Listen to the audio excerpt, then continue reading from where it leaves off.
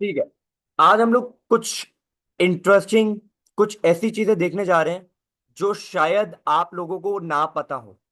वजह, कभी आप लोगों ने सिलेबस खोल के नहीं देखा, या आपको जो टीचर्स ने बताया आपने बस वो फॉलो कर लिया।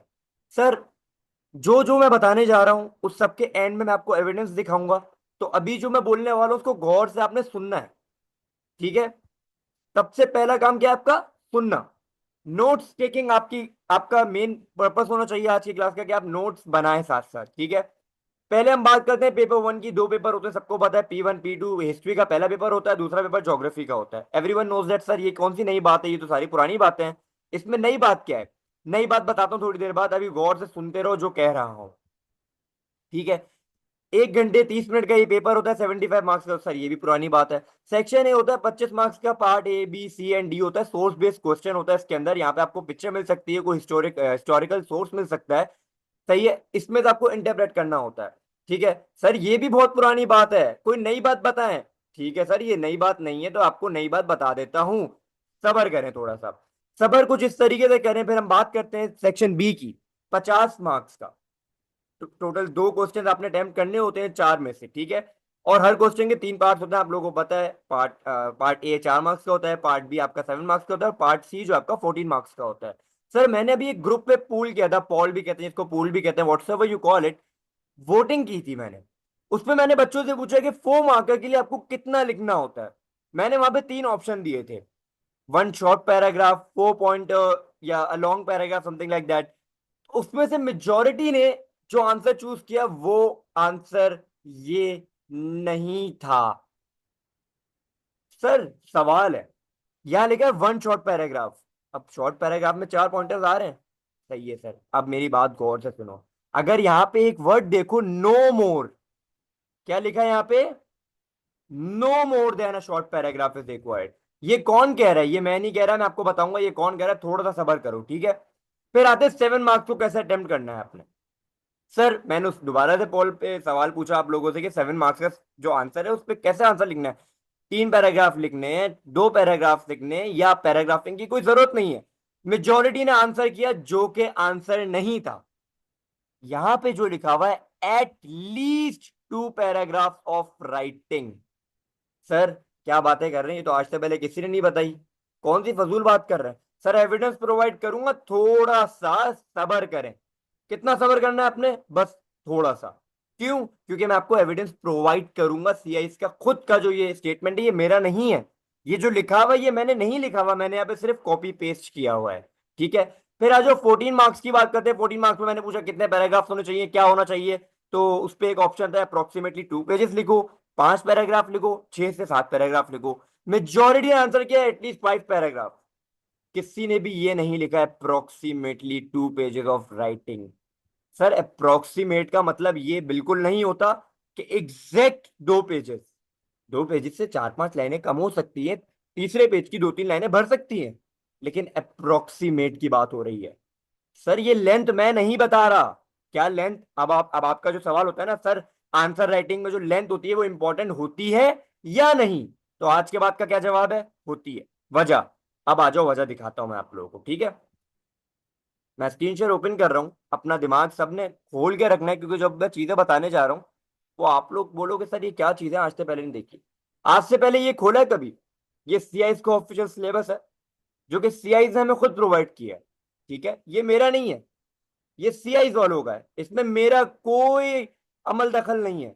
इसमें मैं कुछ नहीं कर रहा हूं, मैं सिर्फ आप लोगों के सामने एक डॉक्यूमेंट खोल के समझा रहा हूं करना कैसे है पेपर। यहां पे मैं डायरेक्ट आऊंगा थोड़ा सा नीचे।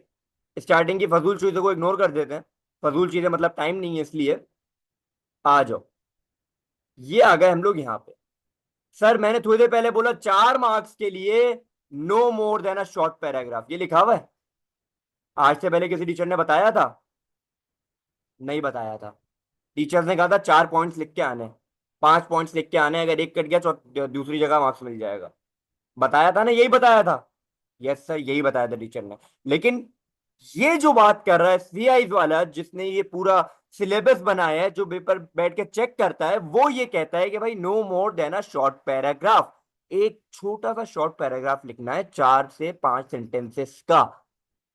सर उसके अंदर आपने 4 पॉइंट्स इंक्लूड करने हैं। यस, ठीक है, लेकिन एक शॉर्ट पैराग्राफ के अंदर। फिर मैंने बोला 7 मार्कर्स के लिए आ जाओ, ये लिख लो, answer require at least 2 pages of writing. कितने pages? Sorry, 2 paragraphs of writing. कौन कह रहा है ये? क्या ये मैं कह रहा हूं? सर मोहम्मद अवेज कह रहे हैं? नहीं सर, ये सर मोहम्मद अवेज नहीं कह रहे। ये कौन कह रहा है? Yes, I will send the recording, tension वाली बात नहीं है। स्लाइड शो नहीं हो रही? किसी के पास भी शो नहीं हो रही है, सिर्फ किसी एक के पास नहीं हो रही?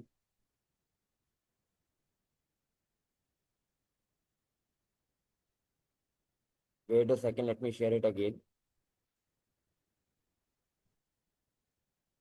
अब देखो, अब शेयर हो रही है? मेरे पास तो शेयर हो रही है शो। अब हो रही है। ठीक है, ये सीआईज का क्या है? ये सीआईज वालों का खुद का सिलेबस है, ठीक है। उसमें ये लोग कहते हैं 4 मार्कर्स में 1 शॉर्ट पैराग्राफ चाहिए आपको, ये लिखा हुआ। 7 मार्कर्स में एटलीस्ट 2 पैराग्राफ्स ऑफ राइटिंग चाहिए। सर 3 पैराग्राफ लिखने होते हैं। भाई ये एटलीस्ट की बात हो रही है। मैक्सिमम तो आप 5 पैराग्राफ पे भी जा सकते हो। एटलीस्ट 2 पैराग्राफ ऑफ राइटिंग, कौन कह रहा है ये सीआई, इसके वो बंदे जो बैठ के आपका पेपर बना रहे हैं, आपका सिलेबस बना रहे हैं, ये वो लोग कह रहे हैं। इसमें मेरा कोई अमल दखल नहीं है, सच में। मैं तो जानता भी नहीं हूं ये किसने बनाया सिलेबस। मैं बस ये जानता हूं कि ये सिलेबस मौजूद था वेबसाइट पे, आज से पहले आप में से किसी ने नहीं खोला। ठीक है, इसीलिए ये क्लास इंपॉर्टेंट थी। फिर 14 मार्कर्स के लिए सर 5 पैराग्राफ लिख के आना, हमारे टीचर ने बताया था। सर 7 पैराग्राफ लिख के आना, हमारे टीचर ने बताया था। सर सीआई वाला क्या कह रहा है? वो पागल आदमी जिसने ये बैठ के बनाया है, वो क्या कह रहा है? वो कहता है अप्रोक्सीमेटली 2 पेजेस ऑफ राइटिंग। कितने पेजेस? 2 pages of writing. ये मैं नहीं कह रहा, सीआई का एग्जामिनर कह रहा है। याद रखना ये बात। कौन कह रहा है सर ये? सर ये बिल्कुल भी मैं नहीं कह रहा, ये तो सीआई का एग्जामिनर कह रहा है। ठीक है सर, आज के बाद हमें एक बात याद हो गई कि लेंथ इंपॉर्टेंट होती है कि नहीं। यस सर, लेंथ इंपॉर्टेंट है। कुछ भी कर लो, लेंथ इंपॉर्टेंट है। ये बात अपने दिमाग में आप लोगों ने बिठानी है। ठीक है। फिर आ जाओ ज्योग्राफी के ऊपर। ज्योग्राफी के ऊपर आपको कोई स्पेसिफिक फॉर्मेट नहीं होता कि आपने इतने पैराग्राफ लिखने हैं या इसके ऊपर आपने इतने पॉइंट्स लिखने हैं। आपको 2-3 चीजें आनी चाहिए। एनालाइज करना आना चाहिए, इवेल्यूशन करना आना चाहिए। ये 2 चीजें मेन है।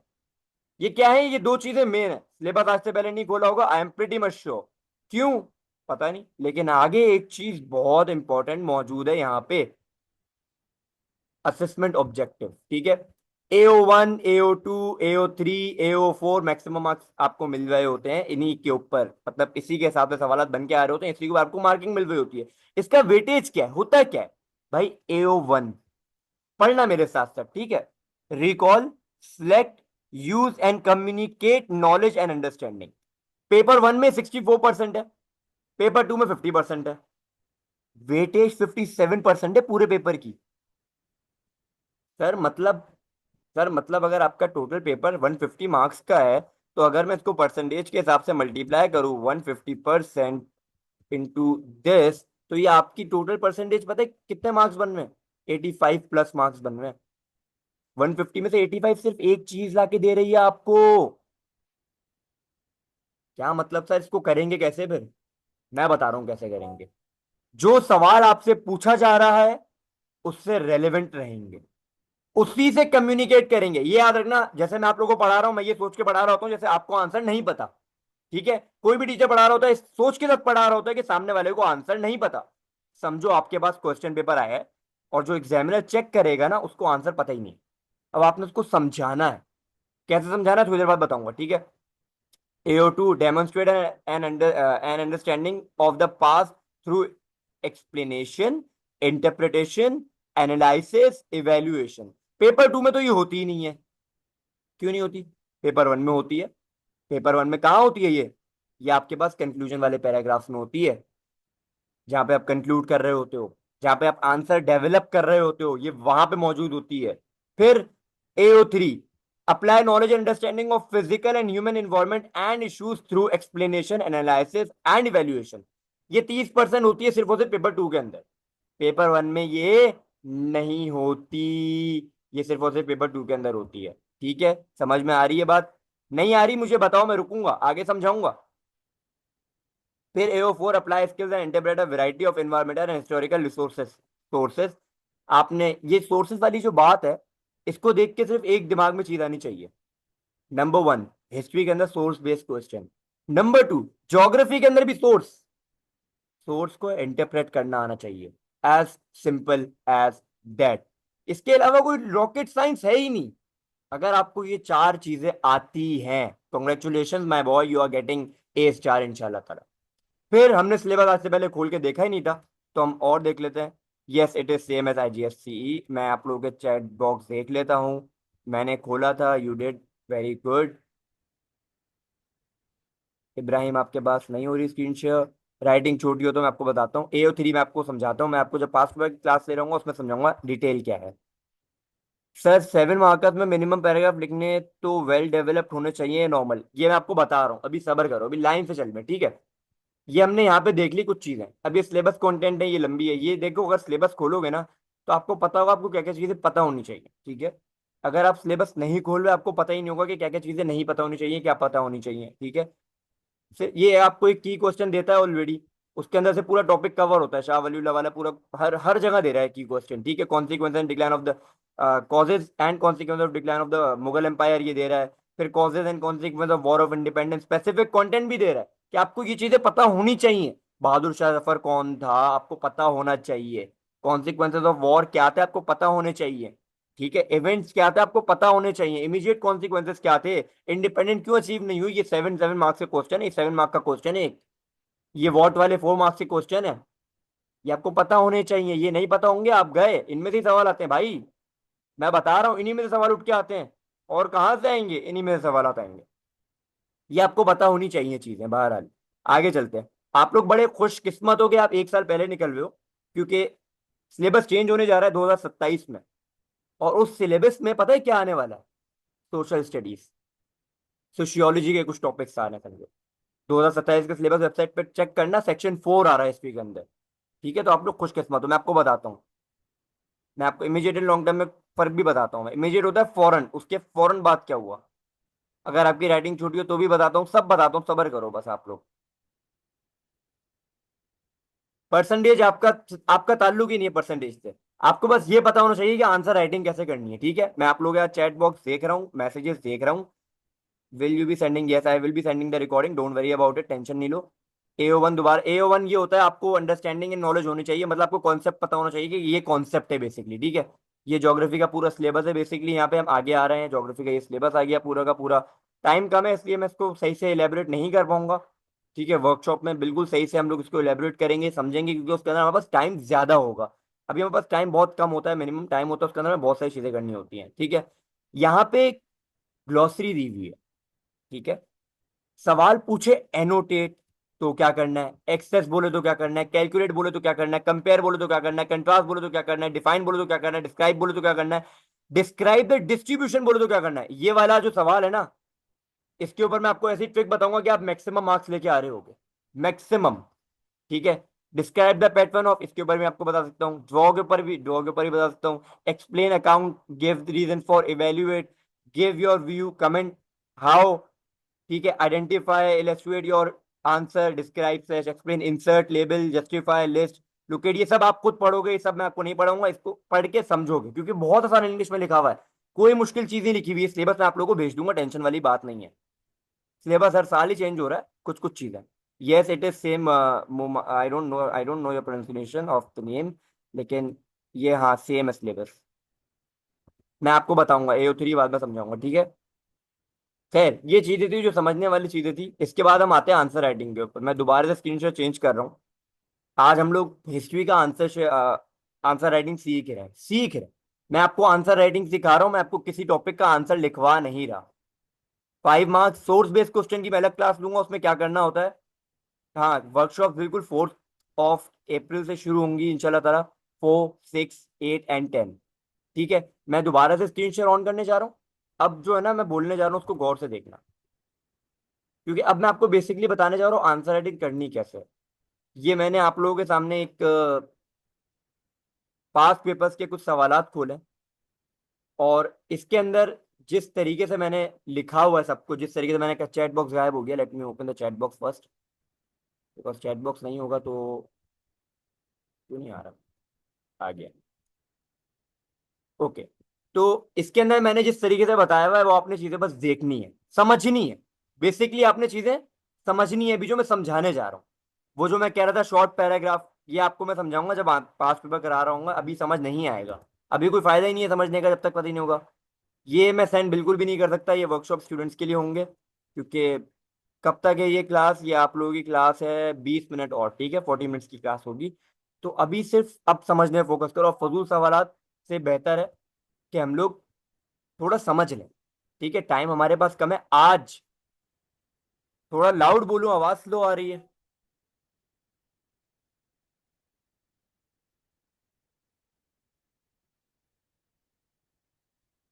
एक सेकंड देना गाइस मुझे।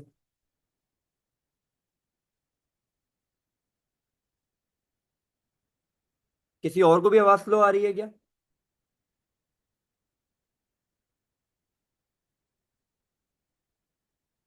वीडियो मैंने ओपन नहीं की भी इसलिए नहीं आ रही। आवाज सही आ रही है, ठीक है। तो इब्राहिम आप अपना नेटवर्क चेक करो। सही है, आगे बढ़ते हैं, ठीक है। अब मेरी बात गौर से सुनो। ये एक 7 मार्क्स का क्वेश्चन है, मैं आप लोगों को इस वक्त।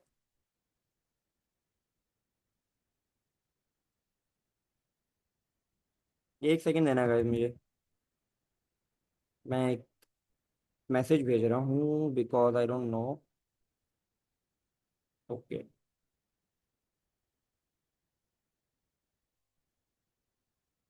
इसको पासकोड के साथ कैसे करूँगा?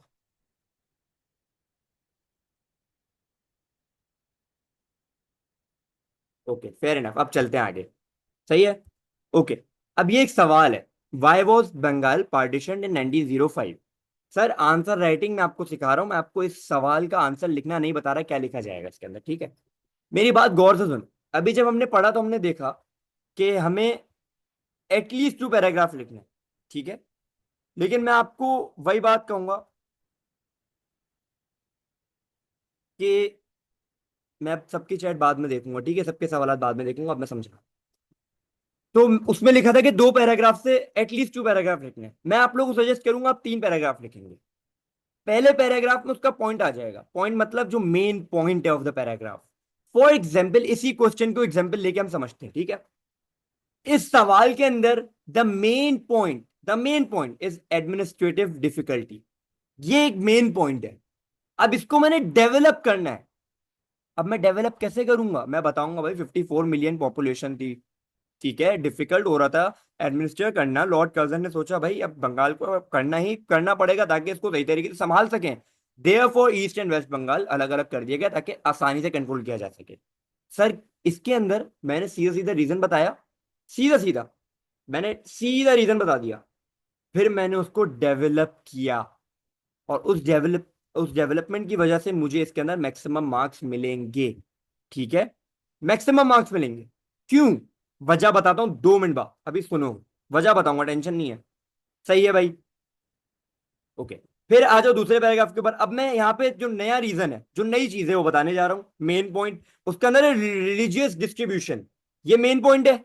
अब मैं इसको डेवलप कैसे करूंगा? बोलूंगा 54 मिलियन में से 42 हिंदूज थे, माइनॉरिटी मुस्लिम्स की थी, माइनॉरिटी की कोई सुनता नहीं था या XYZ। अब रिप्रेजेंटेशन देनी थी मुस्लिम्स को, तो ईस्ट बंगाल अलग कर दिया गया, वेस्ट बंगाल।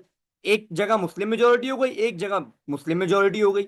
मैंने इसको डेवलप कर दिया, प्रॉपरली डेवलप कर दिया, मैक्सिमम मार्क्स उठाऊंगा मैं यहाँ पे। फिर तीसरा रीजन दूंगा मैं, पॉलिटिकल रीजन।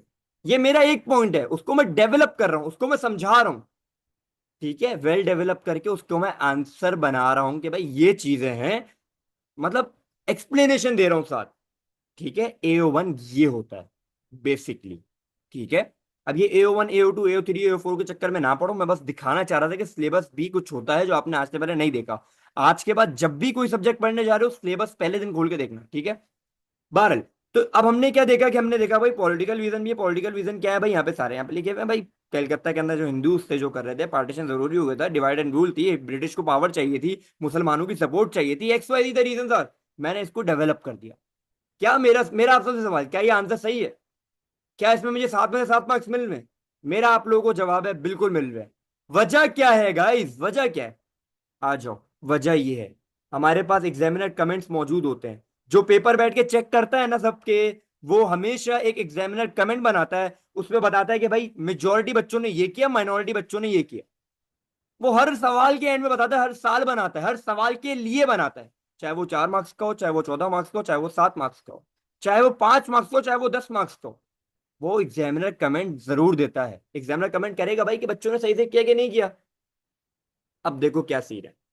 सीन ये, सवाल हमसे क्या पूछा जा रहा था, why was Bengal partition in 1905, ये सवाल था। क्या यहां पे रिवर्सल की बात आएगी? बिल्कुल भी नहीं आएगी। एग्जामिनर कमेंट यही बताता है हमें।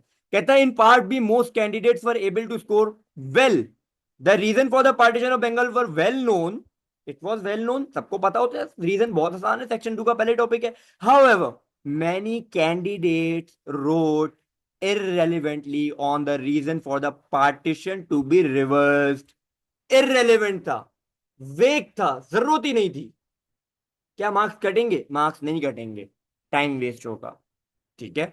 Also a description of the events during the partition of Bengal was equally unnecessary.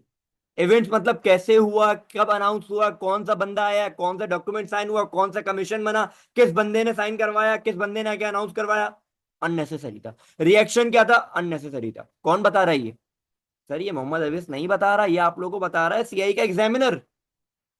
तो ये चीजें अगर हमें पता हो तो हमें आंसर राइटिंग आ जाए। फिर आ जाओ, मैंने आप लोगों को 7 में 7 मिलेंगे, क्यों? देख लो खुद। मार्किंग स्कीम, जो आज से पहले शायद बहुत सारे बच्चों को पता ही ना। मार्किंग स्कीम कहती है 44 million of the people in Bengal, 42 were Hindus, और बहुत ज्यादा सेंसिबल था, it was sensible to divide up the province on religious ground, religion point आ गया पहला पॉइंट, पूरा पैराग्राफ आ गया इसके ऊपर मेरा यहाँ पे, ये रहा, आ गया, मार्किंग स्कीम से बना हुआ है आंसर। ठीक है, आ गया, ठीक है सर, आगे बढ़ते हैं। उसके बाद ये कहता है, कहाँ गया ये रहा, and also it was becoming very large and producing significant administrative problems, पहला पैराग्राफ मेरा एडमिनिस्ट्रेटिव प्रॉब्लम के ऊपर है, ये रहा। क्या पूरे मार्क्स आ गए? यस सर आ गए। फिर last, not the least, also describe, अच्छा ये रहा, by doing it what felt that the province would be easier to administer, especially at the time of the new British government in power। आ गई ये बात, political, आ गई बात। इस तरीके से मार्किंग स्कीम को चेक किया जाता है। नहीं, मार्क्स नेगेटिव मार्किंग नहीं है, आपका टाइम वेस्ट होगा। अच्छा, अब मैं आप सबके पहले 14 मार्कर भी देख लेते हैं, 4 मार्कर्स भी देख लेते हैं, फिर मैं आप सबके मैसेजेस पढ़ूंगा, ठीक है, टेंशन वाली बात नहीं है, सबके आए हुए हैं। अब मैं 4 मार्कर्स दिखाता हूँ, 4 मार्कर मैं आपको क्या ही दिखाऊंगा, खैर दिखा देता हूँ, कोई ना कोई तो होगा यहाँ पे मौजूद।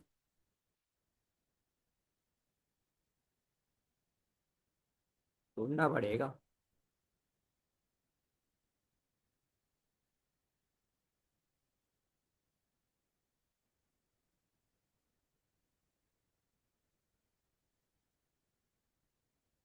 ये रहा, इसके ऊपर एग्जामिनर रिपोर्ट होती है, क्योंकि ये स्पेसिमेन का क्वेश्चन है इसलिए यहाँ पे एग्जामिनर रिपोर्ट मौजूद नहीं है, लेकिन मार्किंग स्कीम जरूर मौजूद है। बताया जाता है कि भाई 1 मार्क इस चीज का, दूसरा मार्क्स इस चीज का, तीसरा मार्क्स इस चीज का। ठीक है। क्या कहता है ये? अब आप लोगों ने जो पढ़ा हुआ है उस चीज को अपना दिमाग में बिठाओ, आपने पढ़ा हुआ है 4 मार्क्स के लिए 4 पॉइंट्स, ऐसे ही पढ़ा है ना सबने। अब देखो सीआई का एग्जामिनर क्या कह रहा है, reward each correct statement with 1 mark, 2 marks can be awarded for a developed statement. मतलब आपको कितने पॉइंट्स लिखने हैं?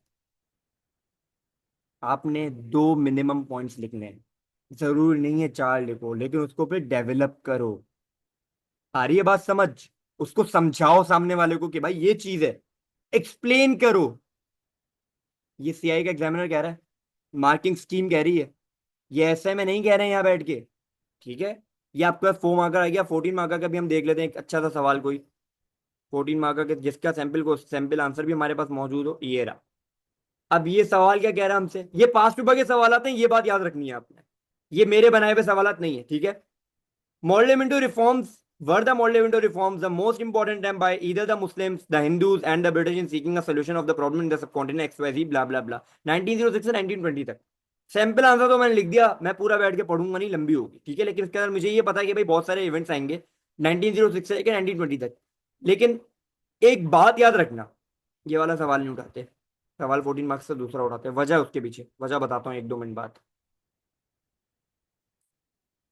ये लो सवाल ये उठाते हैं हम लोग, ठीक है। ये कहता है the Lucknow pact of 1916 was only beacon of hope for Hindu Muslim unity between 1914 and 1930. Do you agree? Give reasons for your answer. देखो, अब सीआई वाले जो है ना, वो पागल नहीं है जो आपको बोलेंगे 5 पैराग्राफ 6 पैराग्राफ। अब मेरी बात गौर से सुनो, ठीक है? दिमाग खोल लो एक सेकंड के लिए। सवाल हमसे पूछ रहा है द लखनऊ पैक्ट ऑफ 1916, क्या, उर्दू में ट्रांसलेट करते हैं, क्या लखनऊ पैक्ट 1916 का सबसे ज्यादा बीकन ऑफ होप, जिसको हम कहेंगे रोशनी, उम्मीद की रोशनी कह सकते हैं, ठीक है, फॉर हिंदू मुस्लिम यूनिटी। सवाल ये नहीं पूछा हिंदू मुस्लिम यूनिटी क्या थी, सवाल पूछा लखनऊ पैक्ट क्या वही एक खास सिटीजन था जो पीक पे गई थी। आप लोगों को मेरा जवाब ये है कि जो भी यहाँ पे चीज लिखी हो ना, जो भी यहाँ चीज लिखी हुई हो, उसी से आप फर्स्ट पैराग्राफ स्टार्ट करोगे हमेशा। अगर वो चीज आप नहीं लिख रहे आंसर के अंदर, आपको 3 से 4 मार्क्स मिल रहे हैं। और ये बात अभी थोड़ी देर बाद प्रूफ कर रहा हूं मैं, ठीक है? पहले आपने लखनऊ पे क्लिक लिया, पहला पैराग्राफ आपने इसकी आपने इसके क्या कहते हैं इंट्रोडक्शन दे दिया।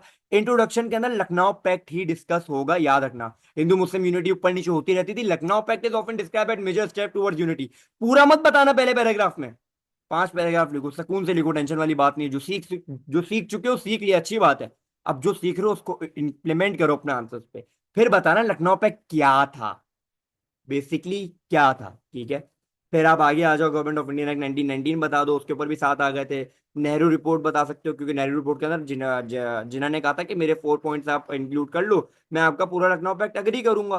फिर सवाल है, सर कंक्लूजन में किसको कंक्लूड करें? सर मेरी बात गौर से सुनो, मेरी बात गौर से सुनो, अपना सवाल देखो, जो जवाब लिखा है।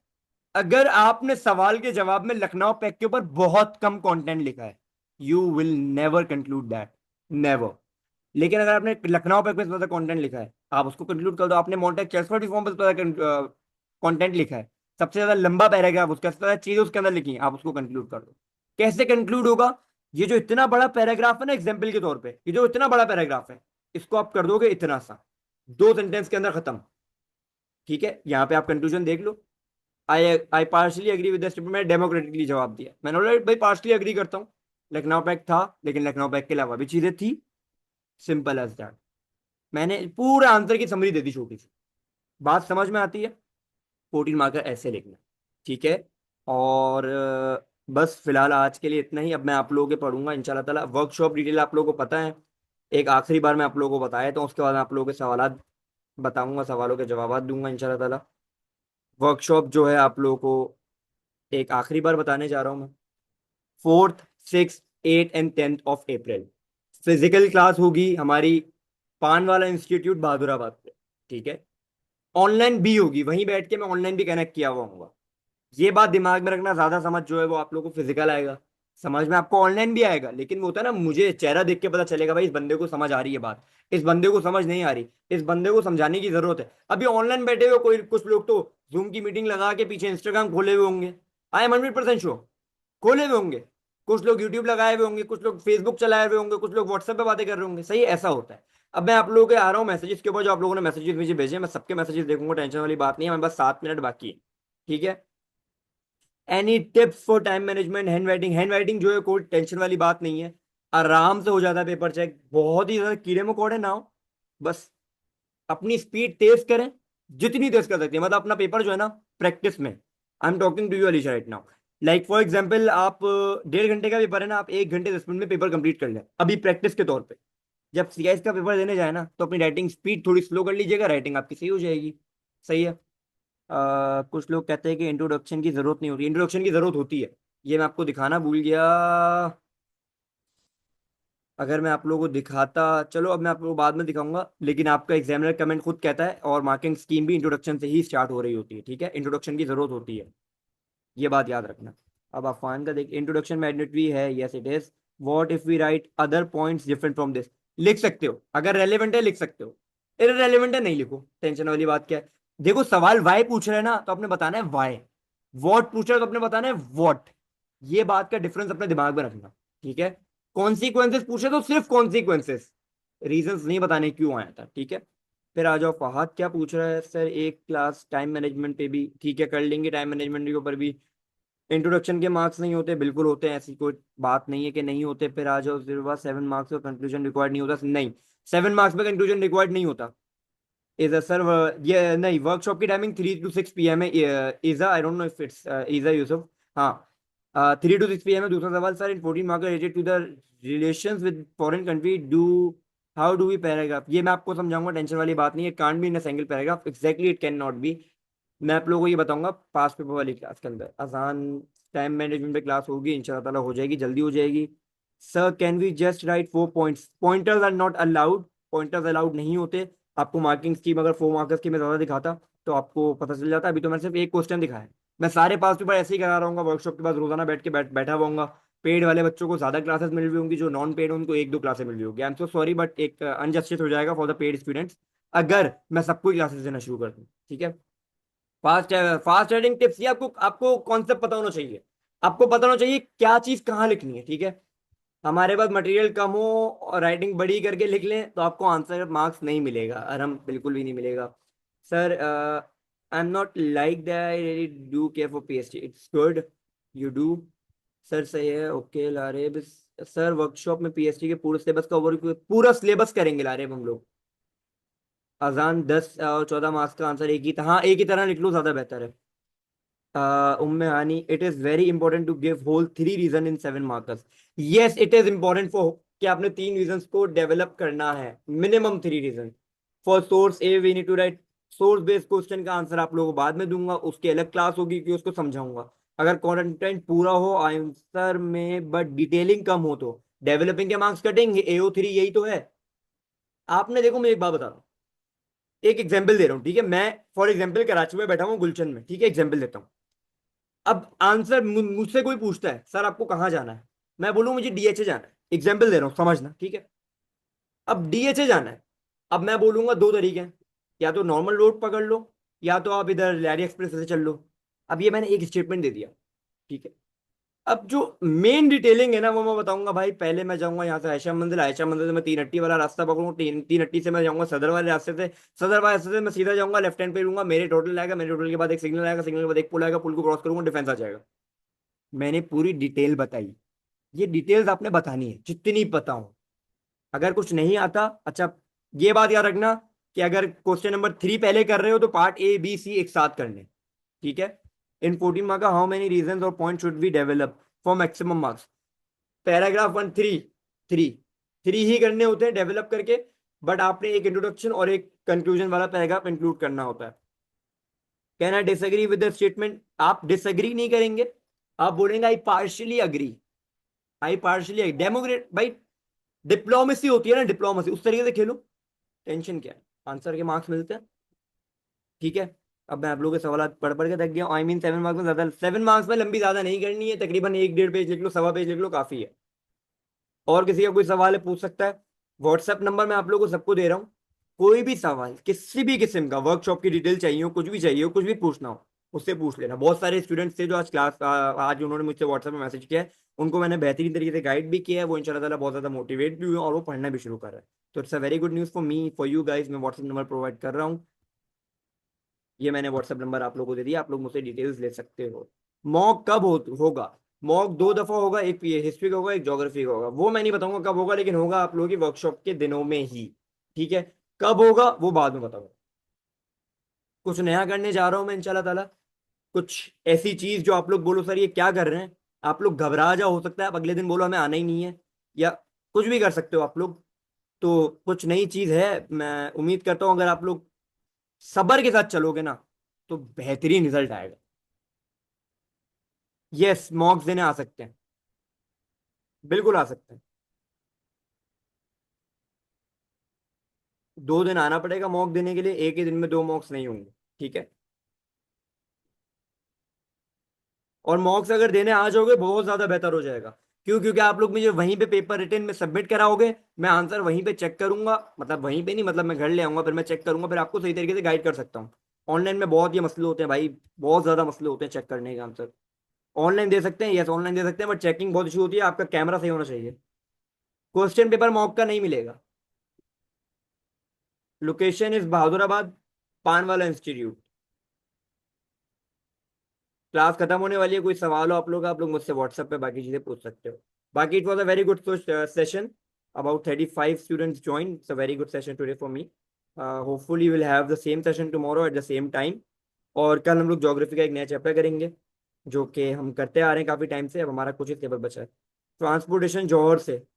ट्रांसपोर्टेशन जब मिलेगी जब उसके आप पैसे दोगे, तो ट्रांसपोर्टेशन भी आपको मिल जाएगी। लेकिन जैसे अगर एक बच्चा बोलेगा ट्रांसपोर्टेशन का, तो ट्रांसपोर्टेशन नहीं मिलेगी। I have the idea for that, let's see. देखते हैं, करते हैं कुछ ट्रांसपोर्टेशन का भी। गुलशन से मिल सकती है। कल हम लोग कौन सा चैप्टर करेंगे, मैं आप लोगों को बताऊंगा व्हाट्सएप के ग्रुप पे इंशाल्लाह।